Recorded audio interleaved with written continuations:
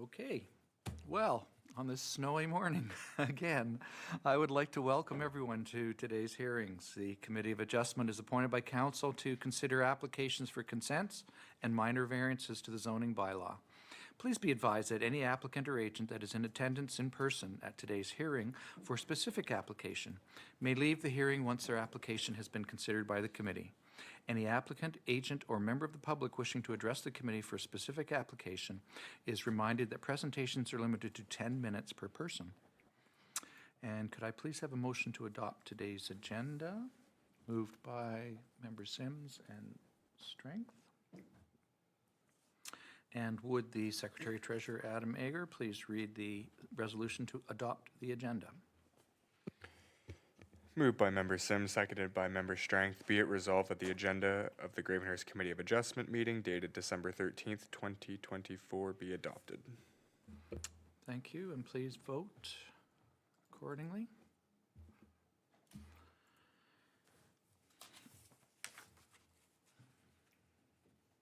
And that carries. Thank you. Do any committee members have any comments with regard to the minutes to be adopted today? Seeing none, could I please have a motion to adopt the November 15th, 2024 minutes? Moved by Strength and Watson. And would the Secretary Treasurer please read the resolution to adopt the minutes?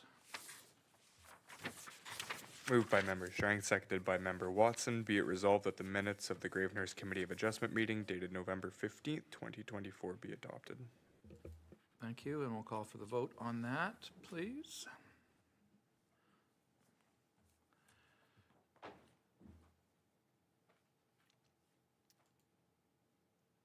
And that carries. Thank you. Do any committee members have a pecuniary interest in the applications being heard today? Seeing none. And in accordance with Section 11 of our Committee of Adjustment procedural bylaw, I'll ask if the Secretary Treasurer has received any requests for adjournment, deferral, or withdrawal from the applicant or agent for any application on today's agenda. Mr. Chair, we have not. Thank you.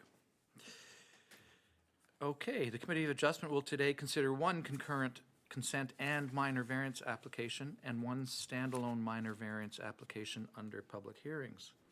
The Planning Act requires that a public hearing be held before the Committee of Adjustment decides whether or not to pass a consent or a minor variance. I've only said that 1,000 times, but the public hearing serves two purposes.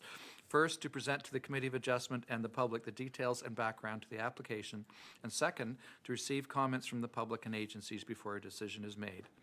I will briefly summarize the procedure to be used for the hearing. The Secretary Treasurer will advise as to when, how, and to whom notice of the public hearing was circulated. The Senior Planner, Angela Jakatis, the Planner, Andrew Clark, or our Student Planner, Chris Sun, will provide any other information that is relevant to the application and summarize any correspondence on file. From there, the applicant will be provided the opportunity to make a presentation, followed by questions or presentations from the public, either in favor of or against the proposal. Committee members will then have the opportunity to question the applicant, the Secretary Treasurer, the Senior Planner, the Planner, or anyone giving presentations. The proposed consent or variance will then be considered by the committee. If anyone from the public would like to receive a copy of the decision made on any application, please provide your name and full mailing address on one of the forms provided on the table at the back of the room. Please be sure to include your email address due to the postal strike.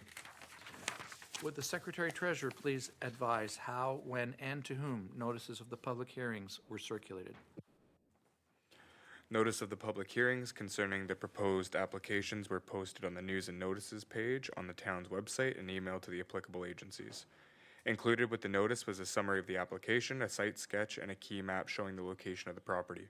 The circulations were provided in accordance with provisions of the Planning Act, RSO 1990, Chapter P13, and the Alternative Notice Procedures Policy in Section K10.1 of the Town of Gravenhurst Official Plan. Notices were not able to be sent by mail to neighboring property owners within 60 meters of the subject lands due to the ongoing Canada Post labor disruption. Thank you. It's important to note that should committee approve any application, there is a 20-day appeal period during which time today's decision may be appealed. During this appeal period, no building permit may be issued or other work commenced. Also, in the event there is an appeal, and in order to be kept advised of a possible Ontario Land Tribunal hearing, members of the public must request to be sent a copy of committee's decision on the application. It should be noted that Bill 23 no longer allows third-party appeals. Only the applicant, the municipality, and certain public bodies will be able to appeal a minor variance or consent decision. Okay, we will now deal with the concurrent application for consent and minor variance. I now declare this to be a public hearing for application B 1819-2024 GR and A 21-2024 GR for Walton and Basili. I will now ask the student planner, Chris Sun, to please provide any additional information that may be relevant. Thank you, Mr. Chair. And so the subject properties are located just northwest of the downtown of Gravenhurst, within the residential waterfront area of Taylor Island. There are two properties which are the subject of this application. Both properties are located on Taylor Island and are accessed via water. Both properties are designated within the waterfront area in the official plan and zoned residential waterfront RW6B. Now moving on to the air photo. Basili's property is situated on Taylor Island at the end of the bay, fronting a narrow waterway. And so that would be just this larger plot of the area here. And a narrow waterway would be just over here. The property features several existing structures, including a dwelling with an attached deck, a sleeping cabin, docks with a gazebo, and a shed that is the subject of today's applications, which is currently located on Walton's property and adjacent to Basili's property to the north. Or sorry, Walton's property to the north, this one. Walton's property is also situated on Taylor Island and is level in terrain and well vegetated with mature trees and features an understory of deciduous vegetation. Existing structures include a dwelling and several accessory and shoreline features. The existing shed, though located on Walton's property, is visually and functionally associated with the Basili property. The purpose of the consent applications is to permit a land exchange between two properties in order to address the location of a structure being built on the wrong property. A comment was made from the chief building official regarding the proposed minimum setback for the subject shed needing to be 1.2 meters from the side lot line. This is due to the shed having windows in which the building code requires a minimum setback of 1.2 meters. As a result, the application has been amended to change the setback from the minimum 1 meter to 1.2 meters. A recirculation of the notice is not to be required as the setback is being increased rather than decreased. Comments of no objection were received from the Deputy Treasurer and the District of Muskoka. No public comments have been received up to date.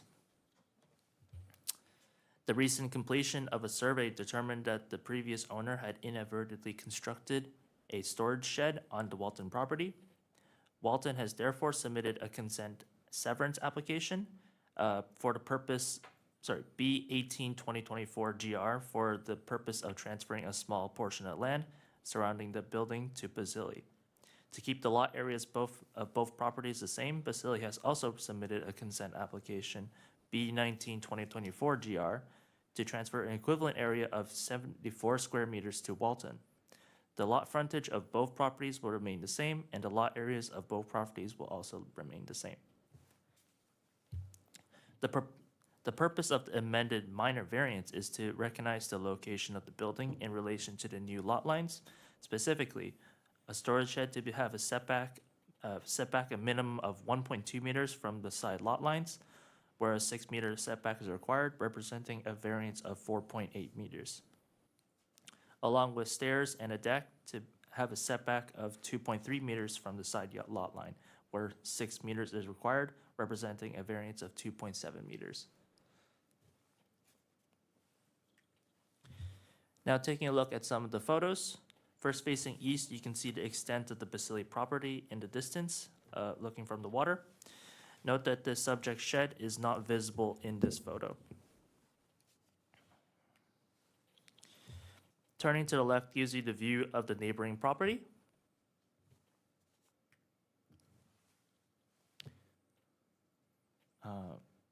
Did it go to the next one already? Okay, yeah. And then this is looking right where you can see the property to the southeast. And this is directly across from the Basili property. Now we move into Basili's property standing on the dock looking east. Note that the structures in the foreground and the extent of the vegetation. Also note that the structure in the middle of the photo is the subject of today's applications. It's somewhat hard to see, but it's in their foreground there behind these trees. So continuing forward up the path, we take a closer look at the subject storage shed in the distance. Again, in the foreground there. Here's a picture of the dwelling. Note that the elevation of the property is generally quite level, and this goes the same for the Walton property. To the left of the dwelling is a small storage shed. Again, somewhat hard to see, but it is there in the foreground there.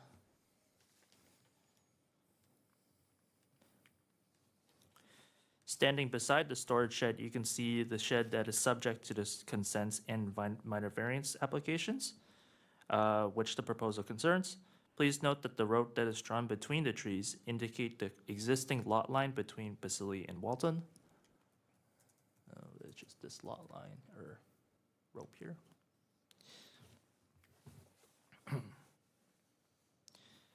This is a shot standing on the shed subject to the proposed consent, looking towards the dwelling to the south. And then this is standing in between the existing lot line, looking east.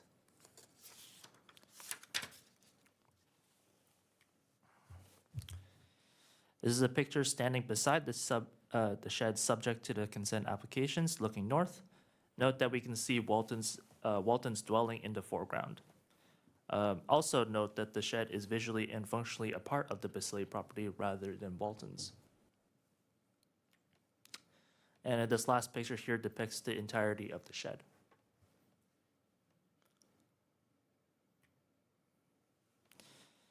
As detailed in the staff report, planning staff are satisfied the proposal meets the requirements of the consents and the foretest of a minor variance. Staff would recommend the approval of the application subject to the recommended conditions. That concludes the presentation. Thank you. Do the applicants or agent have a presentation they wish to make? There, no? Oh, okay. Okay. I guess not. And are there any questions or comments from members of the public? Of which there are two. And seeing none. Okay, committee, the staff's recommendation is to approve this consent application. And we have a motion to approve the consent, Watson and Strength. I'll now ask Adam Ager to please read the consent resolution. Moved by Member Watson, seconded by Member Strength. Be it resolved that having regard for the matters prescribed under Section 5312 of the Planning Act, RSO 1990, Chapter P13, that consent be granted for application number B19 or B18 and B19 2024 GR amended Walton and Basili, conditional upon the following. 1. Deeds and/or schedules or certificates of the consent for the severed lots be submitted to the Secretary-Treasurer along with the registered paper copy of the reference plan. 2. Digital drawing files of the reference plan, AutoCAD version 13 compatible and a PDF version shall be provided to the town. A fee per lot to be paid in accordance with the current fees and services charges bylaw. 3. That the severed parcels to be added to the abutting lands. And that Section 53 of the Planning Act, RSO 1990, Chapter P13, be applied for to any subsequent conveyance of or the transaction involving the parcels of land that are subject of this consent. And 4, that a site plan agreement for both properties, Basili and Walton, be updated to reflect the revised lot configuration and structure location. Okay. Committee, discussion on the consent.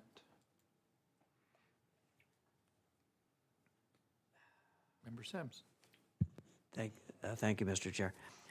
I'm in support of this. This is like a good novel, because, in a way, because there's all these detail. I mean, it was very lucky that the neighbors could come to an agreement, and yet there's so many unknown, at least to us. I mean, you may know this, Mr. Sun may know more, but like you could work many scenarios in your mind about how this came to be and how they resolved the issue, and yet this resolution I find to be rather fair, and evidently they were comfortable with it. But it's like I say, it's like a novel, because you can come up with all sorts of interesting twists and turns to see how they got here. You know what? My one concern, where after that lengthy intro, is that I'm not sure we ever saw where the Walton structure was, to see whether this was imposing, because this really does step back towards their residence, if they're dwelling, or wherever it is, and I'm not sure we ever saw where it was. So.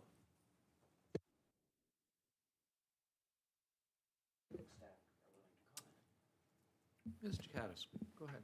Thank you. Perhaps we could pull up there was the one photo that is looking towards the Walton property. What I can tell you from being on site with Mr. Sun, when you pull up to the dock, when you're on the property, at no point do you think that this building is on the Walton property. It always seems apparent that it's on the Basili property, that it's being transferred to. It's physically and functionally related to the Basili property. The lot line, I would suggest, is a bit odd, where the Walton lot line comes down. And so, well, of course, it's obviously never ideal to build on someone else's property. I think it's not, I can see how it happened based on where the lot line is. So in this particular photo, the Walton dwelling is in the background. Perhaps, Chris, you can zoom in on it with the pointer. And I would actually suggest that this photo even distorts it a bit, the proximity. It's at least 20 meters away, possibly farther, but does not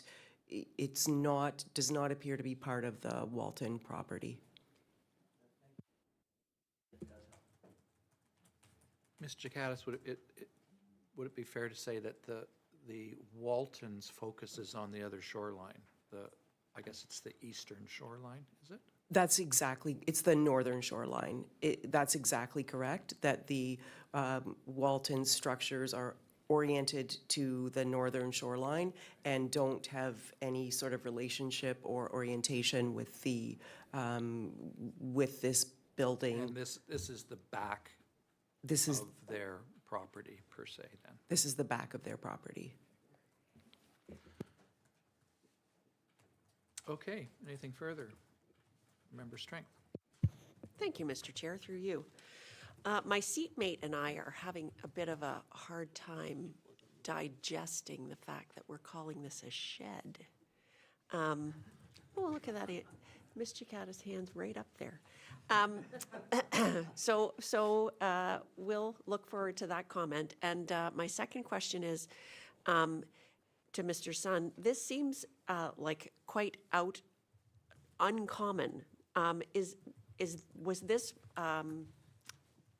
presented by the property owners, and we sort of accepted that it was okay? Like, it doesn't seem like I've never seen anything. Don't have the experience that you guys have.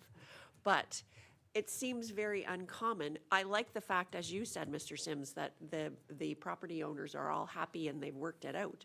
I'm just wondering, is it commonplace? So let's address the shed versus bunkie issue first, perhaps. Yes, similar questions from staff, and the application is filled out all the way through that it is a shed. In speaking with the building inspector, the chief building official, and his comments about the requirement for the 1.2 meter setback, we inquired if it changed based on habitable space or not. He said, no, that setback is based on openings. So regardless of what the building is used for, the setback remains the same. So we simply reflected what the request was in the application. And at the time we were there, we didn't enter the building, but it did appear to be being used as storage, but we didn't enter the building. And perhaps now we can address the issue of how common encroachments are. I think they're quite common. Encroachments are quite common. And in this case, this is a rather large encroachment because the entire structure is, but perhaps planning staff or Mr. Sun, you could comment? Well, yeah, I believe these two lots were created as part of a subdivision for, right? Subdivision, lot of subdivision? Yeah. And so these lots have been created a long time ago, and that's why some of the lots may or may not, reflect the true nature of the property lines. And so, yeah, it is, I would say it's common, but it does happen sometimes. Mr. Watson. Thank you, Mr. Chair. Just to staff and just I support the application and I have no problems with it. I do kind of find it humorous that we call it a shed. Mr. Song, if this was done a long time ago and the encroachments happened, would that kind of lean towards that this was maybe possibly built without a permit? Because if it was built with a permit, would we not know where those lines were? Mr. Caddis. Thank you. I'll take that question. There was a building permit for this, and the site plan that was provided showed it being on the subject property. And because neither planning staff nor building staff are surveyors, when you sign a building permit application or a planning application, you're signing that the information is true. And so if planning or building staff go on site and there seems to be a discrepancy, for example, if there's a survey stake and something seems to be too close, then we would ask for additional information. In a case like this, where, again, going to the site, it doesn't seem plausible that it's on the other property, and so there would have been no reason for that question to be asked. Yes, Mr. Sims, go ahead. Thank you, Mr. Chair, and I guess it's a matter of just curiosity, a question to the staff. This is within 23 to 24 years since the building permit and the structure was presumably then built. Is there something like squatters' rights that could have made, changed the outcome of today's discussion had there not been the same cooperation between the owners? Mr. Caddis. I don't know that answer. That would be a question for a lawyer. We were presented with these applications and and have processed them. And so it's a way for the municipality to be able to deal with it, but I don't know what legal rights are associated with something like that. I would suspect that if this didn't go through, then the Waltons are the owners of a nice shed. Someone just built something for you on your property. But I'm not a lawyer either. Anyway. Our lawyer's away today. Yeah, anyway, anything further on this? Okay, so let's, I'll call for the, staff's recommendation is to approve the consent, I believe, Mr. Sun. Yes, thank you. So we'll call for the vote on the consent.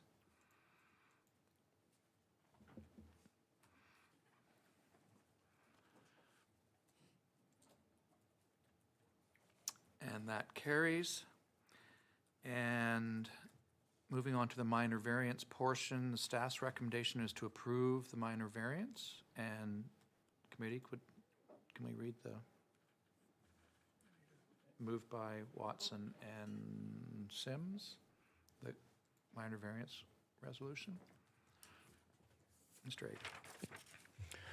Moved by Member Watson, seconded by Member Sims. Be it resolved that application number A21, 2024 GR amended, Basili and Taylor Basili be approved, and that the necessary notice of decision be prepared conditional upon the consent applications B18, 2024 GR and B19, 2024 GR being approved.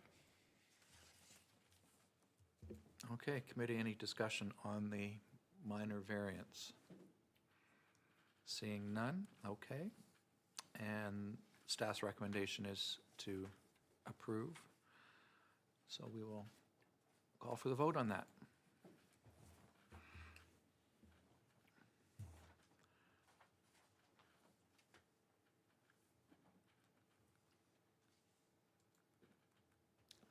And that carries. Thank you.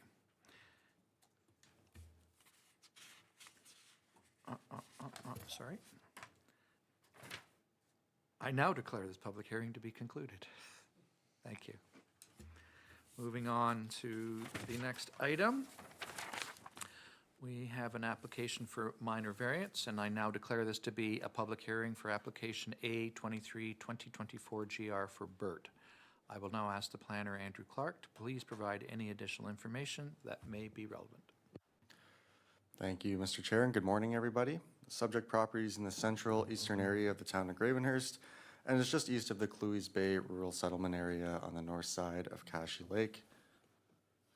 The property is a waterfront backlot, which is designated waterfront area in the official plan and is zoned residential backlot. The property is accessed from the north side of North Cashy Lake Road and is defined by approximately 25.1 meters of frontage and 768.5 square meters of area. The property is within a residential waterfront area, which is generally defined by smaller lots that are developed with detached dwellings and accessory structures.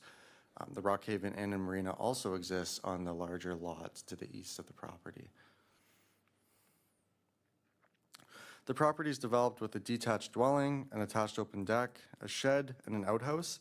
A survey of the property has also indicated that the southwest portion of the existing deck currently encroaches on the town-owned road allowance, which we'll see on the site plan.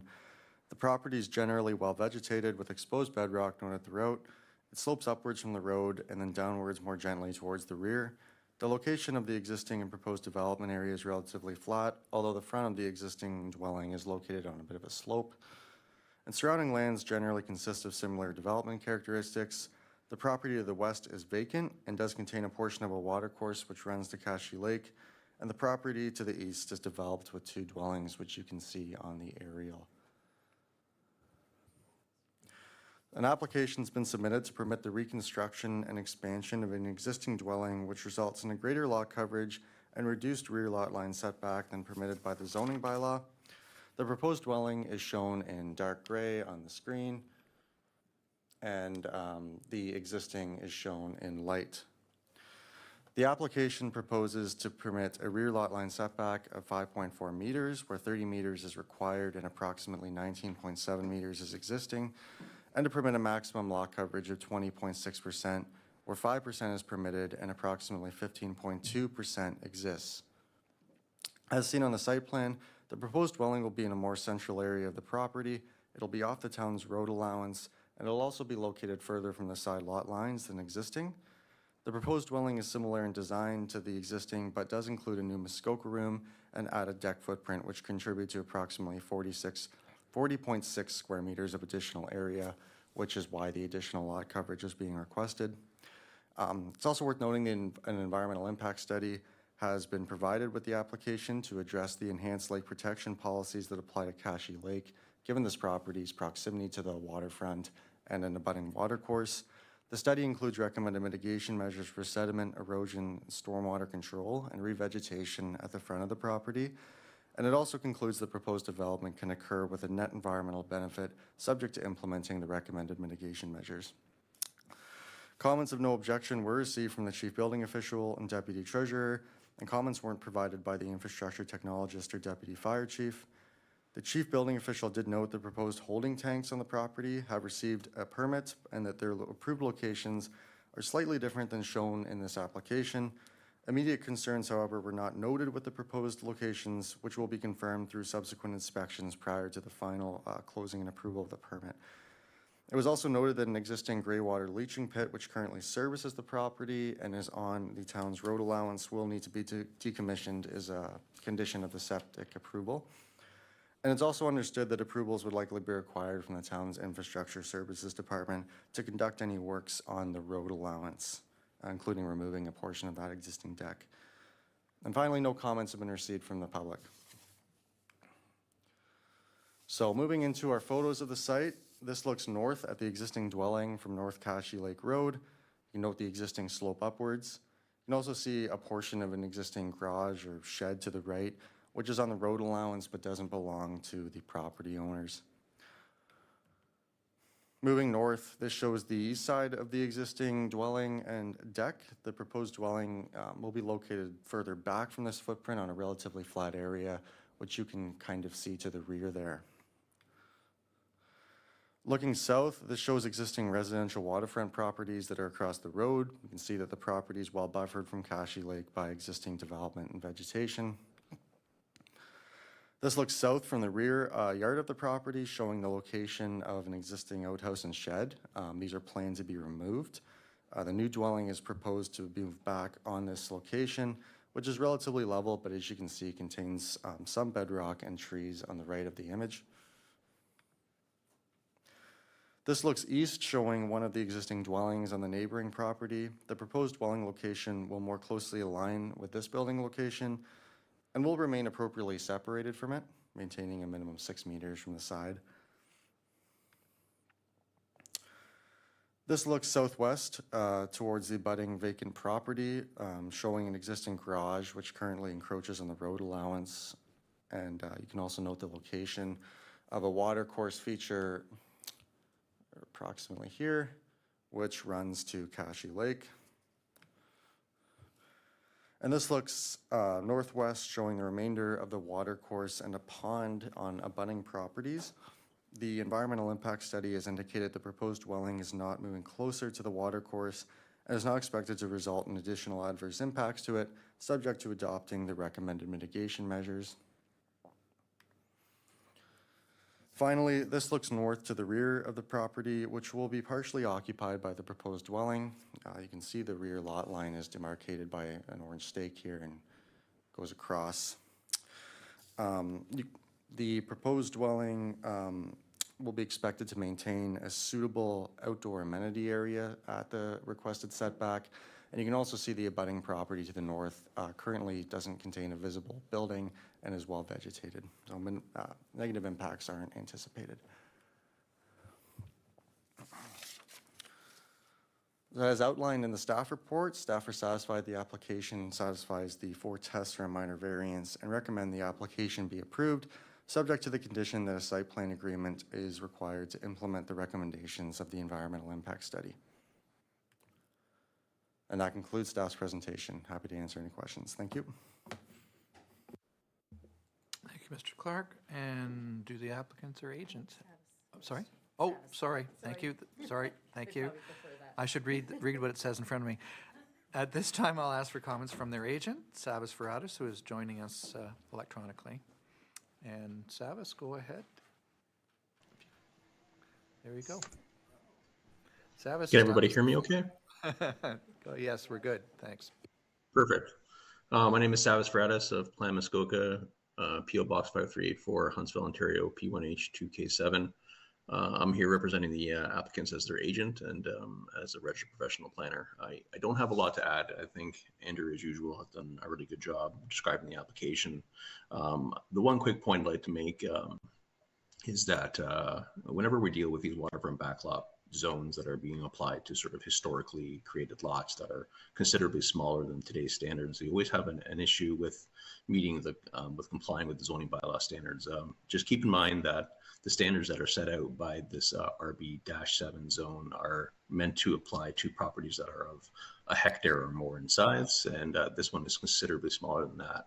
Given that, though, I think the improvements being made on the property by shifting it sort of centrally to the lands, even though it's encroaching further on the rear yard, it comes off of the front lot line that it's currently encroaching over.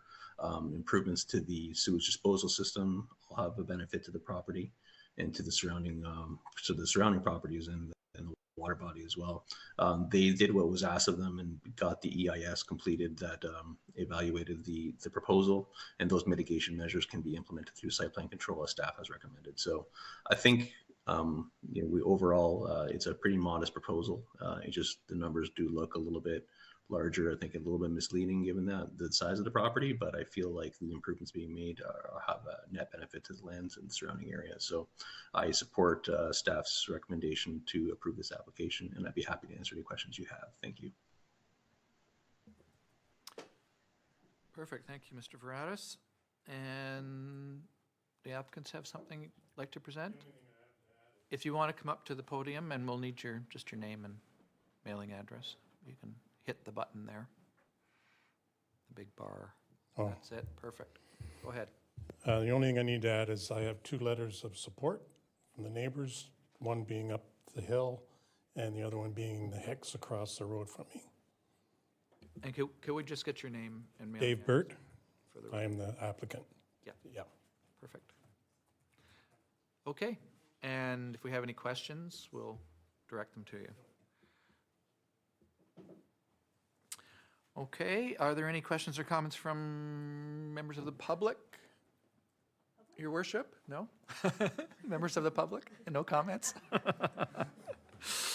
Okay, and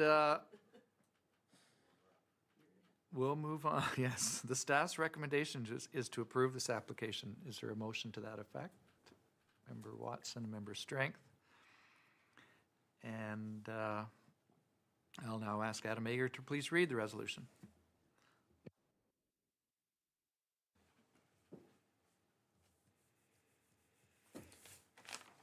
Thank you, Mr. Chair. Moved by Member Sims, seconded by Member Watson. Be it resolved that application number A23-2024 GR Burt be approved and that the necessary notice of decision be prepared conditional upon a site plan agreement is required to implement the recommendations of the environmental impact study and water quality impact assessment prepared by Riverstone Environmental Solutions, Inc. on November 15th, 2024. Thank you. Committee, any further comments or questions? Member Strength. Thank you, Mr. Chair. This is definitely a great example of creative juices at play with what you've got. I'm just curious, Mr. Clark, if are the tanks above ground or below ground? Mr. Clark, if you can answer that. If not, we can ask the... Through you, Mr. Chair, I'm not 100% sure about that. I believe typically they would be located below or below grade somehow. It's still accessible to be pumped. But I haven't been on site to see the design of one of these systems before, if there's any additional info the applicant can offer. But my understanding is that they'd be below grade. Mr. Veratus has like to comment on that as well. Go ahead, Mr. Veratus. Through you, I believe I asked the exact same question of the designers who put forward this plan, and they told me that it would be below ground. So they'll be buried as far as they can go down, and then there had to be some filling on top to ensure that they're underground. If that is incorrect, I'm sure Mr. Burt could correct me though. Mr. Burt, go ahead. Yes, that's my understanding too, because there is bedrock there and they will be partially, but they will have fill around them to cover it up. And as much as they can put underground, they can, but it's, as Andrew probably can attest, is that a lot of that is all bedrock with very little soil, like maybe 4 or 5 inches of soil on top. So it would be, but it would be part of the proposal that I got from the holding tank supplier that they will cover it with dirt, around the dirt. And whatever they can submerge, they can. Yeah, and presumably do some, whatever landscaping you can. So Yeah. it doesn't look like a hump, and no blasting by the sound of it, though. No, Okay. Mr. Sims. Thank you, Mr. Chair. I was, one of them is just a comment. I agreed actually with Savis's summary of all this, that this was a net benefit, because moving it back I find very pleasing, and there's no impact on the property back behind them. And so I think I saw this as a win-win, moving it back from the road allowance. A question which doesn't really impact this application is dealing with these other garages that are all present on the, I guess, the road allowance, but not the road itself. I guess, does this, how does one go forward, or do these just sit on the road allowance and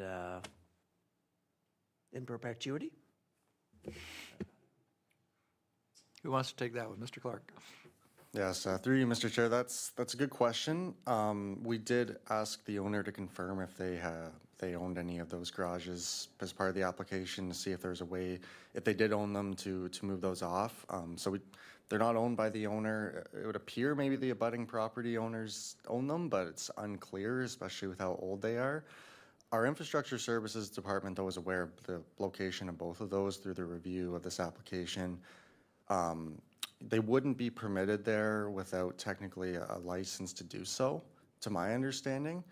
But it would kind of be in the domain of that department to work on that, or if there was a complaint on those as well, we'd respond accordingly. But it's kind of an existing situation that, yeah, technically there would need to be approval to have those to continue to be there. But as you can see, it looks like they've been there a long time. So, yeah. I suspect that, I mean, as Mr. Clark said, that garage clearly has been there a long time, may not have been built by the property owner abutting it, because it's on the road allowance. So that could be somebody across the road, or who knows. But I think this is an example. The question was asked about encroachments, and I think in an area like this where that was developed long ago, there's probably several in the area like that, I suspect. Anyway, for this application, and the planner's recommendation is to approve. Yes, that's correct. Thank you. So we will, if nothing further, we'll go for the vote on this. Please vote accordingly.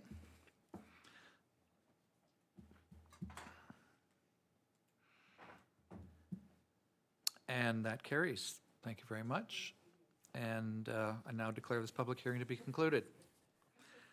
And thanks for coming out on this snowy day. You can slide your way back.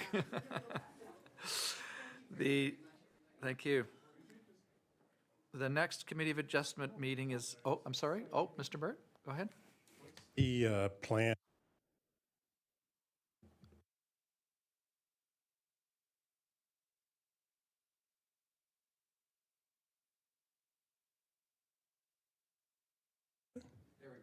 There we go.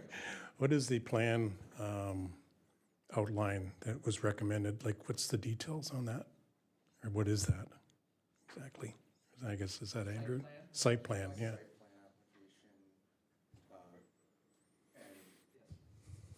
site plan, we'd make an agreement for the property. So that's a site plan agreement application with the town. You'd need it to be approved before the building permit.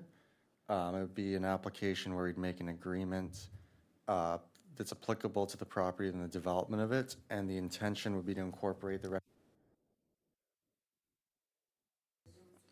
in the environmental impact study to ensure that those are followed through on. And it's a legal agreement to make sure that that happens. So it would be another application process prior to the building permit. So that's something I'll work with the town. That's something I work with the planner and the town through. Yes, that's correct. Okay. Thank you. So you'll work with staff on that, and thank you very much. Okay, as there is no further business note on the agenda, could we have a motion to adjourn? And Sims and Strength. And we'll vote on that? Oh, just show hands, just show hands. Okay, and that carries, thank you. And I now declare this hearing to be adjourned at 9:48 a.m. Thank you.